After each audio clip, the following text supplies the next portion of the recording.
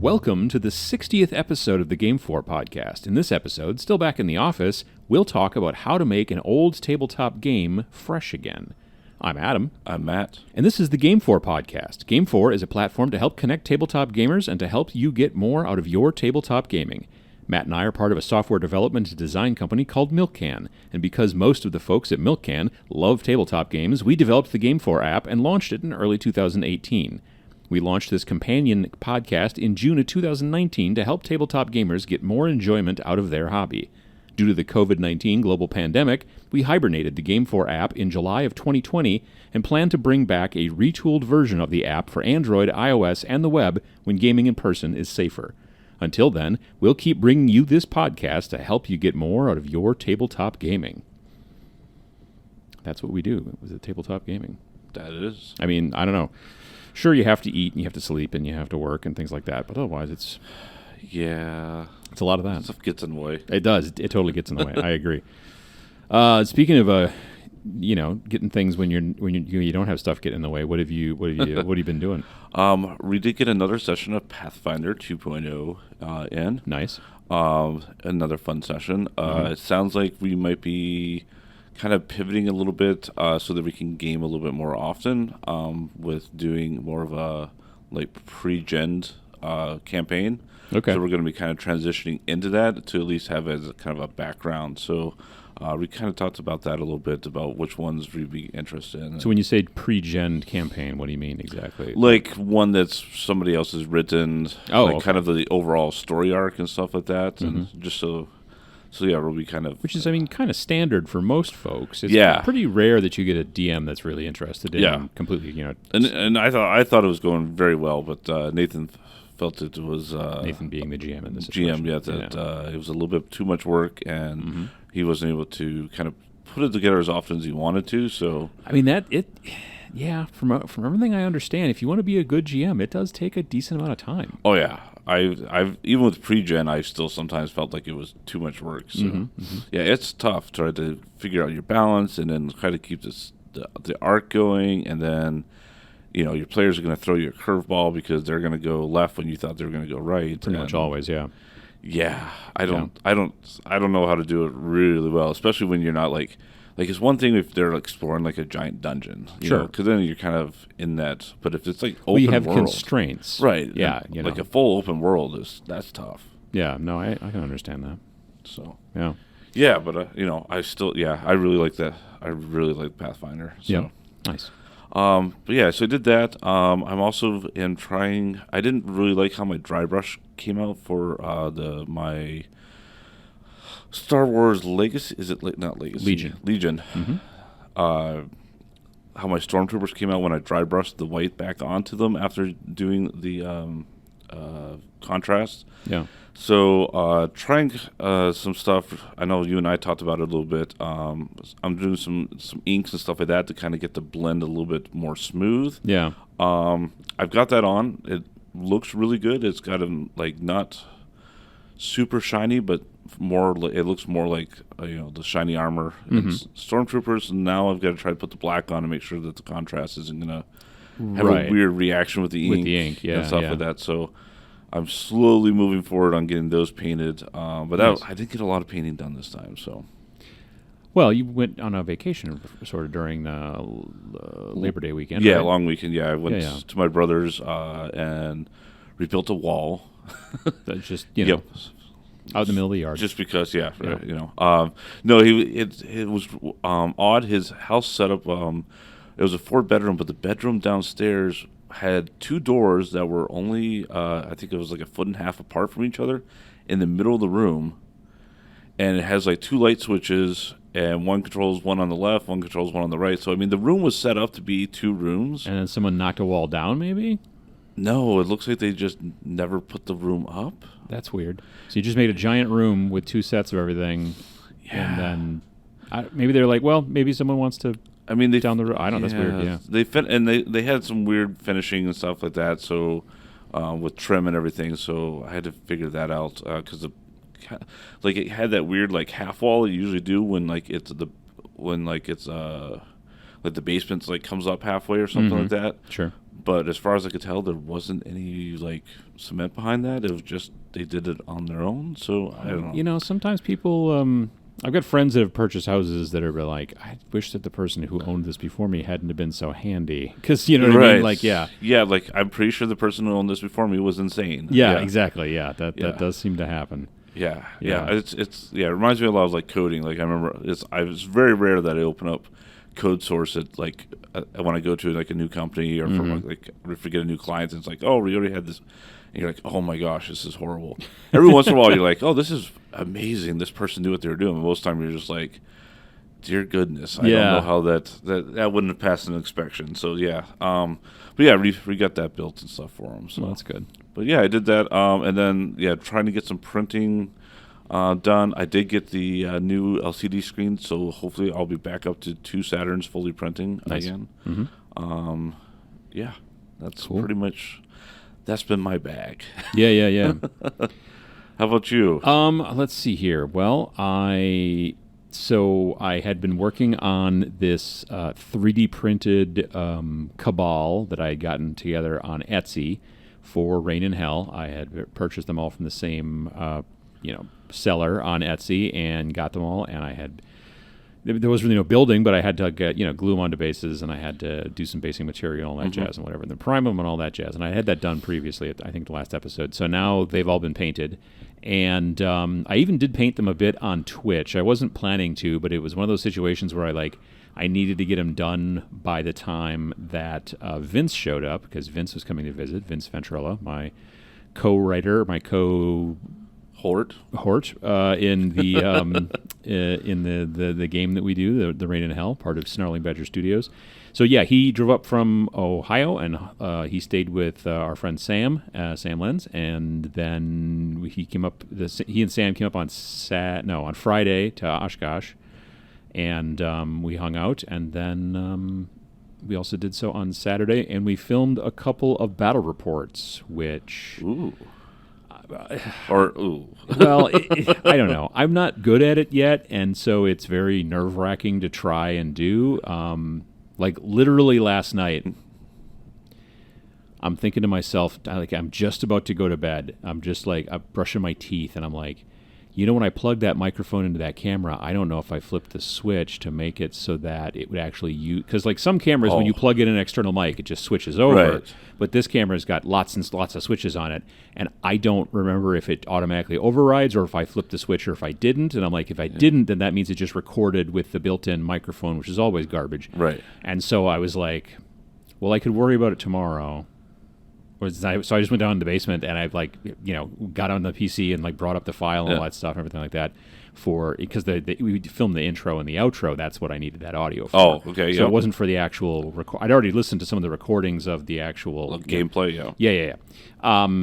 But either I did it right or it automatically overrid or whatever the deal was, but it seemed okay. So that's fine. Yeah, that's always fun because you're like, there's nothing I can do about it, but my brain wants me to.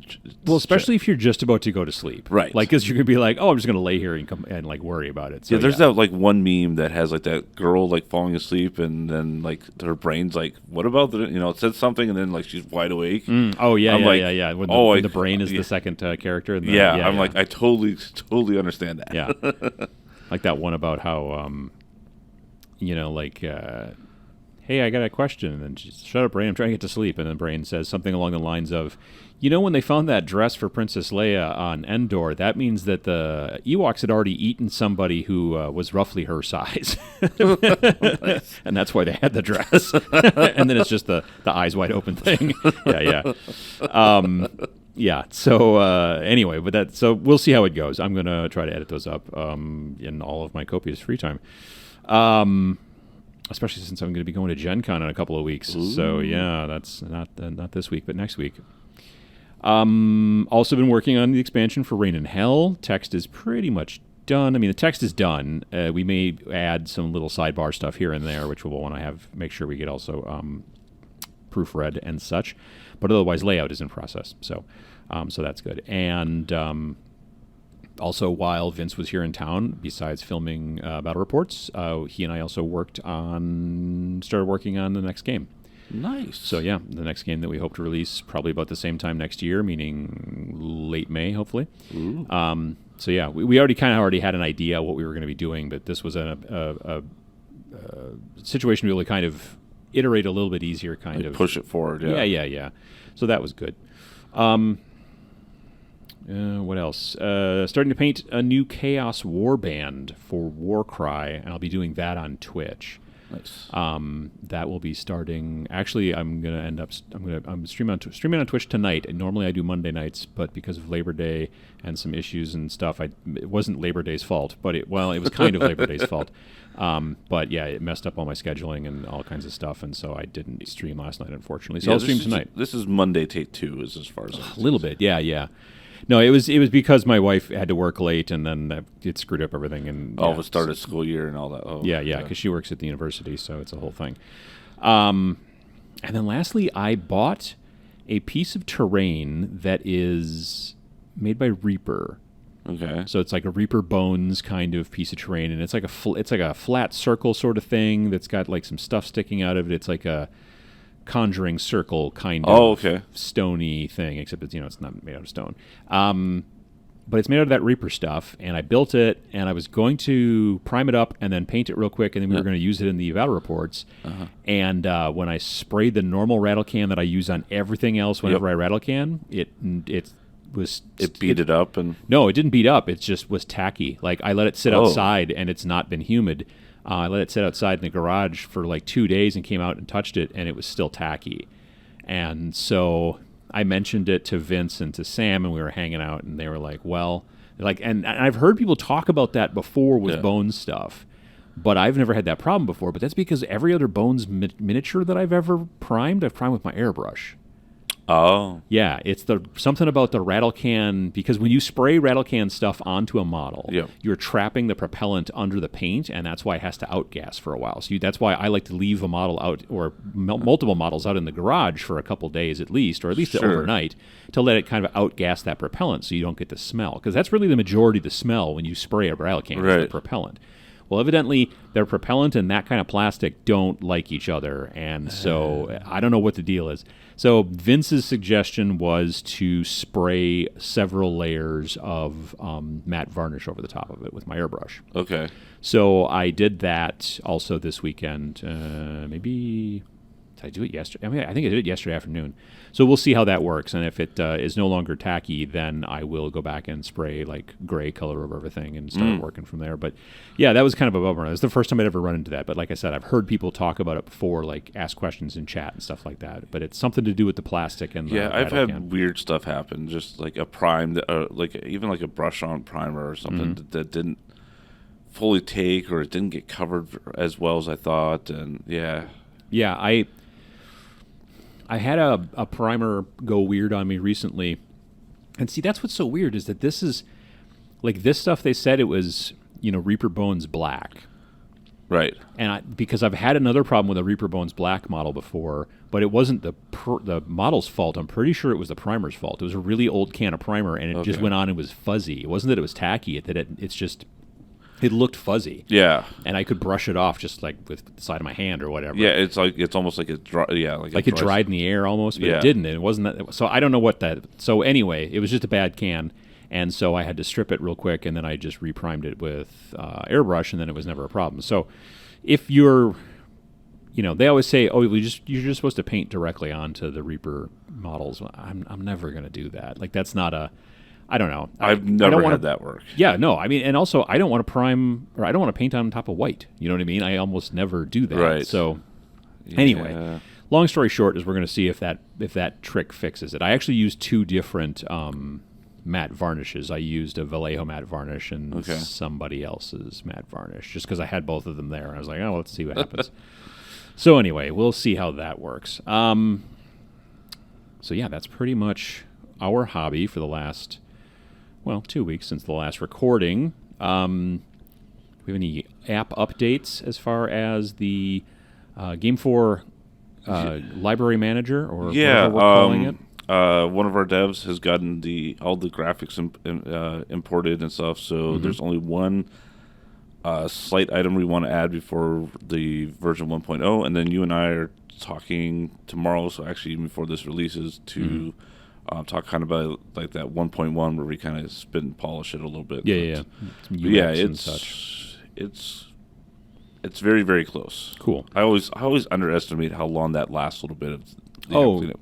Yeah, no, absolutely. You're like, I did all this hard stuff and got it all done, and then you're like, but I've got to do this, and I got to write the description up. I mean, we've been telling people that the expansion for Reign in Hell was going to come out in late July, and now it is September, and it's close. But yeah, it's if this is what we did for a living, that'd be fine. If GameFor Library Manager was the only thing we did, also it would be finished. But we've got, as it turns out, lots of things. And that's to why do. like 95% of it got done was because I only had that to worry about for a day or Sure, so, and I was able to write it. Yeah, so that's why I was like, it took me a day, so the rest of the stuff should take it like should an take hour. no problem. Yeah. That's kind of the way it works. Scheduling is the hardest thing. But yeah. So sometimes you're playing a game, and you've been playing this game for quite some time. Maybe it's a staple of your board game group, or you've been playing a specific. It's one of your favorite games, or or you're playing an RPG, and it's been a long campaign, or whatever the deal might be. And sometimes it starts to feel a bit dull, a little bit stale, maybe. And it's a lot of more of the same, and that happens it happens in everything, really. It happens in tabletop games, happens in video games, it happens in life. Going to work, going to bed, mowing the lawn, all that stuff, obviously. But, so, within tabletop gaming, very frequently, what most people will end up doing is just playing a different game, which totally makes sense. You're like, okay, I'm going to just play a different game. We've been playing this game a lot, now we're going to play something else. And that's fine. There's nothing wrong with that. But there's also things that you can do rather than having to jump onto a new game, or maybe have to buy a new game or something like that. Or maybe you're playing a game like it's a little difficult when you're sunk in pretty heavy into a game like, let's say, Magic the Gathering, to just play a different game. You know what I mean? Right. You can, but sometimes games become like the hobby in itself. You know what I mean? It's not just like, I'm a tabletop gamer, I'm a Magic player, or I'm a whatever, that kind of thing. So because of that, there's other things you can do to make a dull game hopefully feel fresh again and no longer stale. See, fresh and stale are the opposites of each other. In the writing on our notes here, I kept going dull and fresh, and that's not right. Yeah, it's like dull and shiny versus like fresh and like stale's good. Yeah. So, staying within the rules. If you're going to just like I don't want to go crazy, I just want to try to freshen things up a bit. What do you do with board games in that situation? So you can look for expansions. And many board games have expansions. Yes. Many of them do. I would say a lot of them do. Yeah. Especially popular games. So if the games that you're playing you're playing it enough that it's probably a popular game. Right. It was probably a good game, so that they are probably going to sell expansions for it. Very frequently, they don't make expansions for games that nobody likes, I suppose. Although, somebody probably likes everything. Well, sure, but I mean, yes. It's about sales. Very frequently, every once in a while, I think you might write a game and the expansion at the same time with the idea that, we'll just keep this gravy train running, right? Right. But if you are like, I made this game and everybody yawned collectively, then I'm probably not going to bother to make an expansion unless you think the expansion might ignite something, I suppose, in, I don't know, getting more people interested or whatever. Maybe, or fixing something, but yeah. Just go to your local store and look at all the expansions to especially the popular games, like you said, that are out there. I mean, look at the expansions for Carcassonne, look at the expansions for Munchkin, look at the Settlers.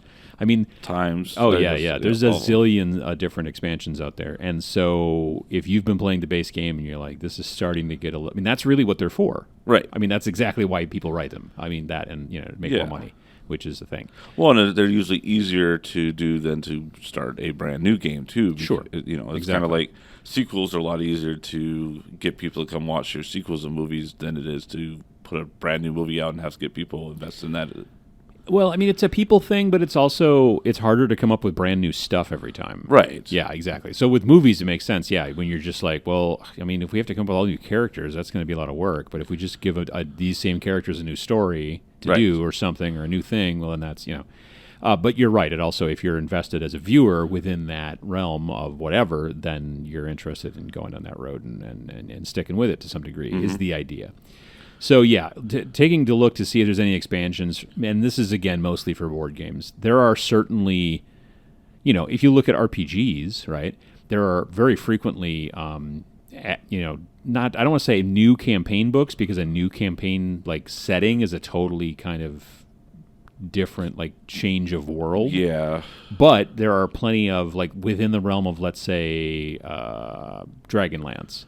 There's probably more than one Dragonlance RPG book out there for right. Say, and there's probably been a bunch. And another thing, and one of these things is don't always look at the official channels either. True. Like Drive Through RPG usually will have, they're like, I've seen at least 50 books come through for how to expand your druid character. Like sure. Oh, exactly. New spells, new treasures, new ways to play different archetypes. Yeah, there's a lot of expansions that you can pick up online as well. In places like Drive Through RPG Now, all that kind of stuff. That's for sure. Right. But even the companies themselves, like if you're playing Dungeons and Dragons, say 5th edition, Lord knows that even within the regular normal 5th edition, there's plenty of additional books for you to go through. Oh yeah, and the different Forgotten Realms settings. Yeah, and then you start getting into. Did they ever do Dark Sun yet again? No. Okay, they were talking about it, weren't they? Yeah, I don't. But yeah, and they were also talking about Spelljammer, weren't they? Yeah, and that hasn't happened yet. No, that's not a sore point. You've not seen my dance of joy yet. So but when they do that, but those are like I said, those are different worlds. Absolutely. So then you're definitely not just. I mean, it's rare that you're just going to pick up your characters and move them over. You know what I mean? Right. Yeah, that would be a starting a whole new thing. But yeah, there might be new ways that you can do it, or a new like item that can be fun to try out. Oh, absolutely. And also, like, so one of the things I remember back in the day in high school, we played a lot of Axis and Allies. Sure. Loved playing it, but after a while, you kind of felt like at least the first couple of moves, like turns, were all pretty much like determined. Everybody knew what everybody was going to do. There was only so many gambits. It was like chess. I did not play it a lot when I was a kid. So in college, I sit down to play it for the first time with a group of guys that I know who play a lot, and I don't even remember what country I was or whatever. And so I'm like, on my first turn, I'm like, okay, so I'm going to do this and this and move these guys here and do that. And like, I'm playing with 3 other guys, and all 3 of them just look at me and just sort of slowly shake their heads. They're like, no, that's not what you do on turn 1 when you're playing that. I'm like, huh? And they're like, no. And then they just explained to me why this is the actual move you do on first turn. And I was just like, well, this is kind of boring. I mean, that's you know what I mean? I mean, I still did what I wanted, and I got crushed, and it's fine and whatever. But, exactly, that's the thing. When you play a game like that, especially one that's so well known, yeah. But so we started looking online. I mean, internet was still relatively young at the time, but, we found a few, what were those pages that you could get? GeoCities. Oh, yeah. There's some GeoCities pages where people are like, oh, here's some, like, rather than starting in, What's that other one? Angel Fire. Yes, Angel Fire was another one. Rather than starting in 1941, start the war in 1943, and then so everybody's like starting positions and troops and everything was slightly different. Or you started in 1940 and stuff like that. So we did that. I know like a lot of the racing games will have different maps, like Formula 1 or Formula D, depending on which one you play, has just about every track you could think of. Power Grid has tons and tons of maps, both official and unofficial, that you could kind of start off in your own cities and everything. Yeah.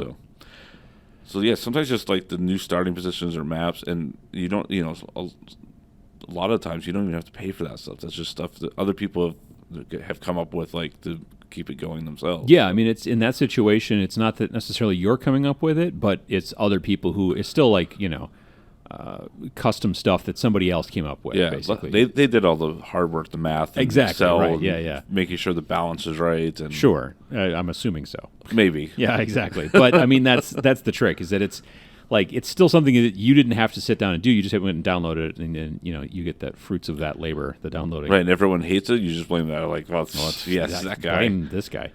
Yeah, no, I totally understand that. Dark Rainbow 67 just didn't know what he was talking about. That's true. Very true. I mean, another thing you can do is also within the rules as well is just change up your play style to some degree in that you can. Okay, so like again, back to Magic.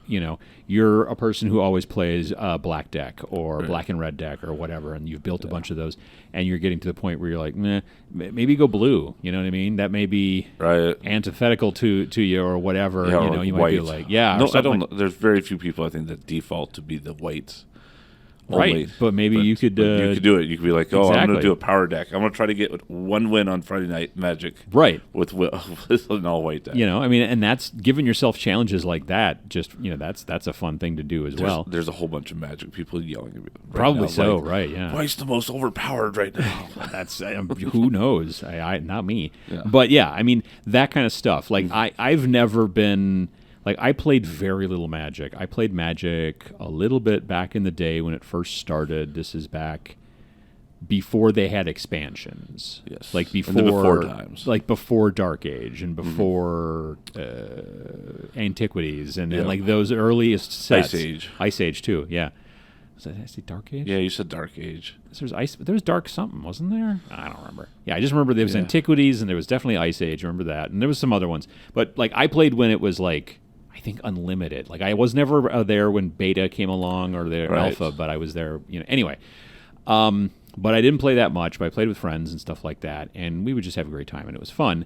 But if you've been doing this for, there are plenty of folks out there who are still playing this day, who started playing back then. Right. So they're going on like 25 years. Right. Exactly. Yeah. It's been quite some time since I was in college. Thank you. Yes. And so yeah, I'm thinking I was in junior high. So right. Yeah. So, but, if you've been playing the same way for a long time, I know of a guy at my local shop who always just plays black. That's all he does, and it's always bet on black. And it's always zombies. Yeah. That's his jam. Okay. Like that's what he wants to do. And that's fine. But like if he got really tired of it, maybe he should try red or whatever. I don't know. You know what I mean? Like that kind of thing is a definite thing you could do.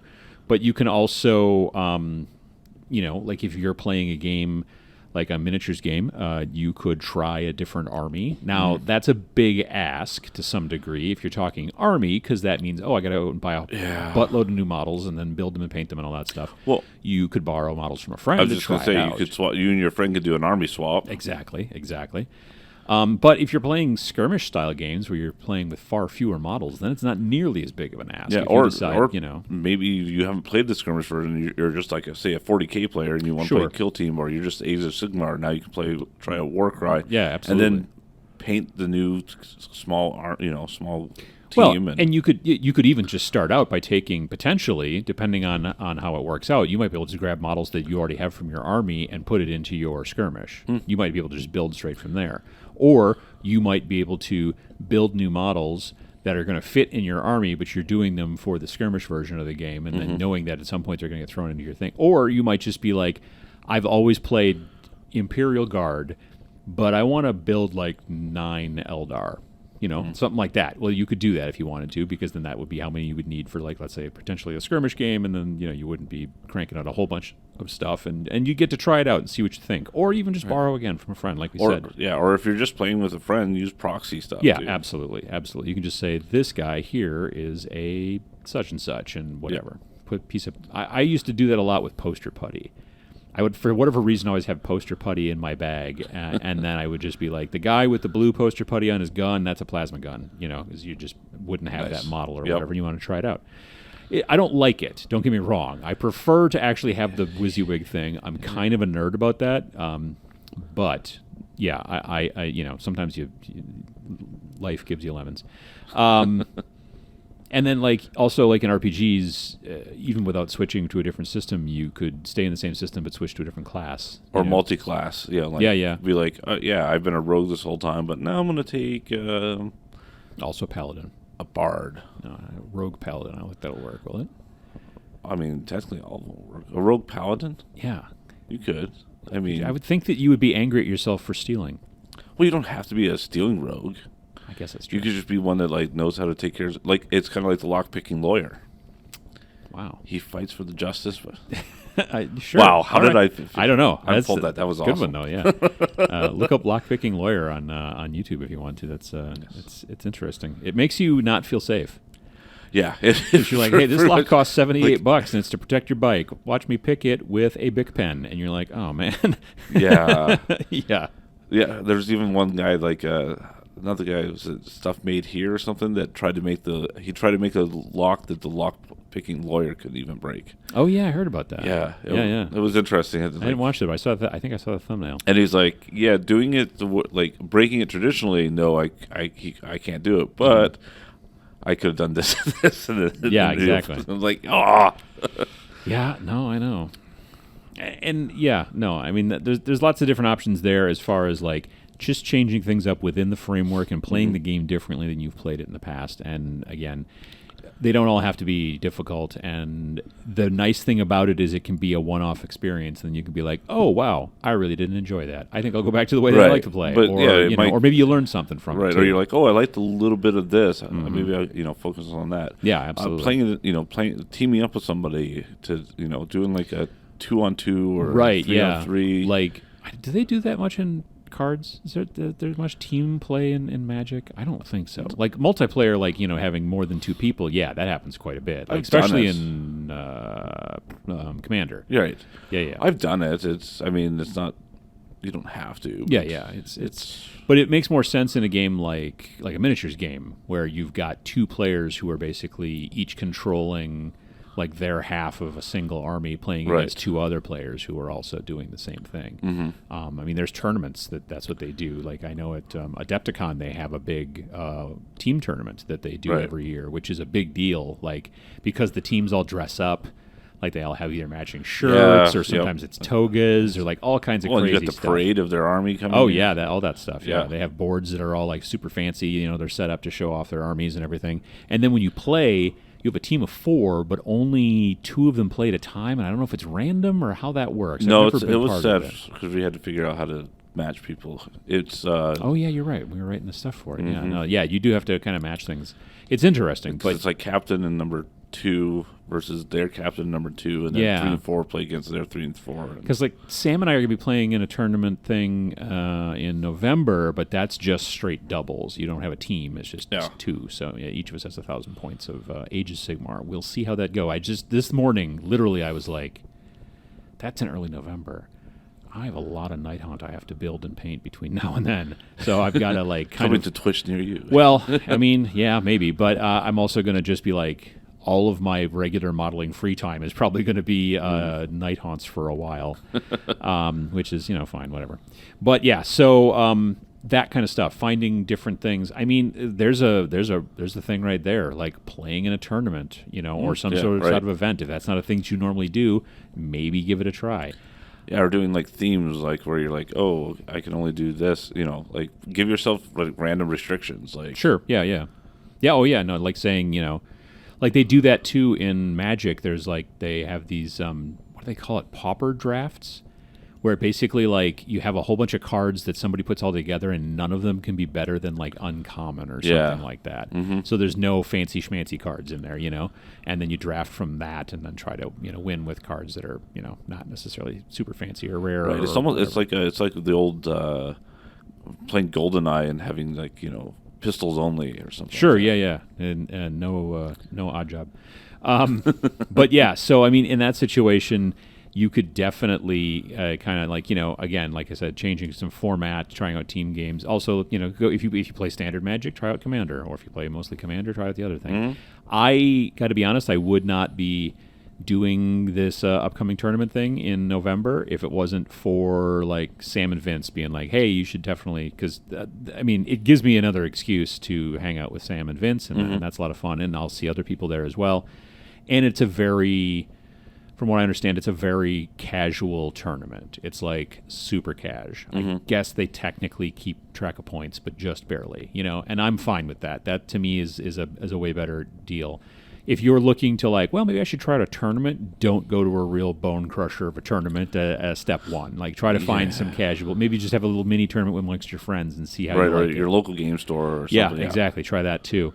Don't go like... Yeah, don't be like, hey, I've never played a tournament before. I think I'll go to Adepticon or Las Vegas Open. I'm going to fly in and spend all this money. Yeah. Yeah, no, absolutely. I mean, if that's the whole reason you got into gaming in general was to play a tournament, then sure. I mean, I would still probably start, locally and then try to build up. I don't know that I would go, hey, this is... But I know I've talked to people at both of those conventions, Las Vegas Open and...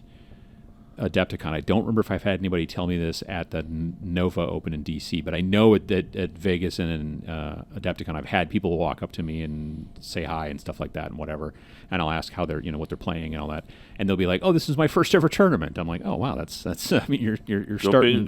Yeah, exactly. You're starting to the top, and that's great. I mean, if you're into that kind of stuff, they're some of the best in the country. Mm-hmm. So then, let's say you don't want to stick to the rules, man. Okay. You're against the rules. You're a rebel. I love being a rebel. Yes. House rules. Yes. So house rules can be something where, and sometimes this just happens because you're like, this is a dumb rule. Like you and your friends are like, this doesn't make any sense. We've never liked this. Right. And you could just tweak it. And it's not even because you're like unhappy with the game or you find it to be dull or stale or not fresh or whatever the deal is, whatever words we're going to use. It could just be a situation of like, this just doesn't seem to make any sense. It's like a broken mechanic that you don't like. Or exactly. Just a mechanic that makes the game not enjoyable for you. Exactly. You're like, oh, I hate that it's a random at the start. It should be this. I forget exactly what it was, but I remember that some of the guys that I played 40K with, in 40K you have this stuff called, it's at the beginning of the turn you can do this thing called seize the initiative. Mm-hmm. So you and I roll off for initiative. Okay. And let's say you win initiative. Now before the game starts, just before the game starts, I can decide to seize the initiative. And what I have to do is roll a d6, and on a 6, I get to steal the initiative, and then I get to have it. So I know, that's the way it works. But there's no downside to trying that. So you always try it. Exactly, because pretty much almost everybody always wants to start, go first in 40K. Right. And so if you don't get the initiative the regular way, then you seize the initiative, which is just weird. And so the guys that I used to play with, we were like, okay, cool. If you decide to seize the initiative, seize the initiative. But if you roll a 1 on that, mm-hmm. then something bad happened. And I forget what it was. I don't know if you had to wait extra time to bring in reserves or there was something else that happened. And that's the part that I forget. But I do remember that it was a situation where if you rolled a 6, you seized the initiative. 2 through 5, nothing happened. Right. But on a 1, you gambled and lost. Equal good and bad. So exactly. Now it's a decision. Yeah, exactly. Now you got to go. Well, do I want to push it or not? And that kind of made some sense. I understood that. So that helps to kind of keep things fresh right there, right? Absolutely. But there's a lot of other things that you can do in a lot of other games. Obviously, pretty much Monopoly. Everybody does it, but sometimes it ruins the game because people are like, Monopoly never ends. It's like, are you playing by any special house rules? Absolutely not. And you're like, well, there's your issue. Yeah, I bet you are because the house rules are usually extended. If you play I did not realize how many house rules I was playing until I watched the thing that was like, here's all the ways you're probably playing Monopoly wrong. I'm like, oh yeah, I didn't. Yeah, I do that. And okay, yeah. Excuse me. And it takes it from when everyone thinks of Monopoly the 3-4 hour game, right, and brings it down to an hour and a half. Mm-hmm. I'm like, oh, okay. Checkers. I remember my grandfather back in the day out at our camp or whatever. Yeah. We would play lots of card games, board games, and stuff like that. Checkers. He hated checkers, absolutely. But he is a little dull. He would play I forget what he called it, but reverse checkers basically, mm-hmm. where if you could jump over somebody to claim them, you had to do it, and the first person to lose all of theirs wins. Huh. So you're kind of the opposite of it because you're putting your guys into peril, right, on purpose. Yeah, you're trying to get them jumped. So a double or triple jump, you're like, yay, I made him triple jump me. And I never beat him at that ever. Well, it's another. Yeah, it's like you're planning. You're forced to plan multiple steps ahead. Right. Yeah. No, I can understand that. So No, that's interesting. Yeah, so even like a game like if you're like checkers, everyone knows how to play checkers. You've played it now. Yeah, you play that and you're like, oh, this is completely different, and this is actually kind of this is fun again. Yeah. No, I can totally understand. I can see that. Yeah, because you're thinking about it from a completely different aspect, and you're also having to think ahead more than you normally do with necessarily with checkers. Yeah, no, absolutely. And then, I mean, you can also do things like, and this is a little bit more surface level, superficial to some degree, but you can do things like, you got this game that you like to play a lot. Well, if it's got like paper money or like, cardboard chips for the coins or something like that, there's lots of companies out there now these days that sell like metal coins that you can use for different games. I mean, I know that the folks over at Board Game Geek, they make a lot of really fancy schmancy tokens for like a lot of the big board games. They've got licensing, I'm assuming, so they can go through and work with Wingspan and like this. I mean, just like that's just the one that I remember most recently. But yeah, they do a bunch of those where they've got like kits that you can buy, and then you can take the cardboard chips, and I mean, you could recycle them, but you probably are going to hold on to them. But instead, you're going to play with nicer plastic ones and stuff like that. Yeah, you can, maybe it doesn't have minis, so you add minis to it, or if it has minis, you paint up the minis. Sure, yeah. I mean, there's like definitely, I've seen people who've taken the time to paint like their models for like Scythe, and things like that, and that's very cool. And yeah, you're right. There's also some companies even out there are, well, I'm betting that there's probably also people out there who are sculptors, 3D sculptors, who are making STLs for miniatures for board games where you're basically using that to replace like a token. Yeah, like my manufacturer I know has some, but like Thingiverse has a ton that are free. Like I know for Imperial Assault, like the little scanner stations, they're normally like just little cardboard tokens or whatever. Every 3D printed like the actual scale thing, and it. That and like all the doors were 3D printed and stuff like that, and you wouldn't think it would make much sense, difference, but it really kind of does. You're like, oh, it's something new. It's like, I've got a pinball game, Star Trek TNG, so that was made in the late 80s, I believe. Yeah. And if I go and modify something, even though it's not affecting the actual gameplay, I'm just putting like a nicer looking ship or painting something or whatever. Yeah. Just doing that, all of a sudden I feel like playing again for hours because it's like, oh, this kind of made it look better. And do you like swap out like lights and stuff like that? Yep. Yeah. Because lights, I bet you it's a lot of LEDs now. Yeah, it's all LEDs now. Yeah, because when I worked at an arcade back in the very early 90s, like 90, 91. And yeah, like all those pinball machines still had little tiny incandescent light bulbs. Right. I mean, you should still get the incandescent, but yeah, like, sure. But yeah, like there's a lot of conversion kits to move it over to LED. Yeah. But yeah, like mine still like there's parts on it that are actually still damaged from the incandescent being too hot. Oh yeah, no, absolutely. And kind of melted the plastic a little bit. Yep. Mm-hmm. Yeah, no, I remember that. Yeah, luckily that was never my job particularly at, it was the manager's job who he would come in like before open like a couple times a week and like just pick one of the pinball machines and then just like take it apart and fix all the bulbs and fix the rubber bouncy thingies, the bumpers and like all that junk and just like, and polish it a little bit here and there and stuff like that. And we were a pretty junky Aladdin's Castle store. We were like a C-class store or something like that. But he did take very good care of the pinball machines. We didn't have that many, but he did. And yeah, like half of our like office was just pegboards with parts hanging off of it, like for just the pinball machines. The video game machines, you either basically swapped out a new board or maybe you tweaked put new buttons in it if something got busted or something like that. But otherwise, yeah, there was a lot more work on the pinball machines. It was really interesting. Anyway, or you can start playing pinball if you're bored of tabletop games, I guess. So yeah, painting up the minis, looking at some accessories or making your own accessories. I mean, there's plenty of companies out there too that make like dividers and stuff like that. Right. But a lot of people are 3D printing that kind of stuff now, and that's really cool. I know that you can even do it out of like cardboard, chipboard. Oh yeah, you glue it all together yourself or whatever. And I'm sure there's probably kits online that are just like PDFs of like, here's how you cut this stuff out. Any patterns. But also there are companies out there like Battle Foam does they do like foam inserts for a lot of the more popular board games. They'll keep track, hold all the parts and all that kind of stuff so that you don't get damaged.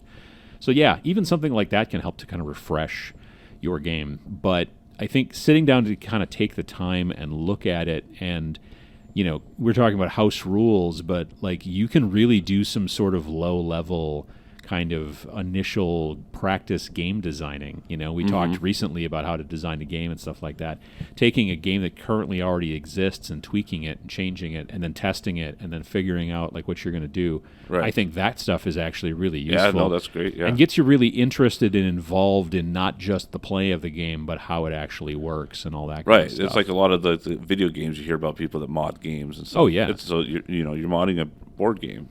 Yeah, absolutely. I mean, like the guy, like this is some time ago. There was back when Quake 2 was out for the PC, there was a mod that was made for Quake 2 called Action Quake 2, and it was like an action movie. So you had like guns that were not, weird Quake laser guns and stuff like that. You had MP5s and 9mm pistols and stuff like that. But you could still like kick people, and you could fire 2 guns at once, and it was like an action movie. You jump through windows and stuff like that. Nice.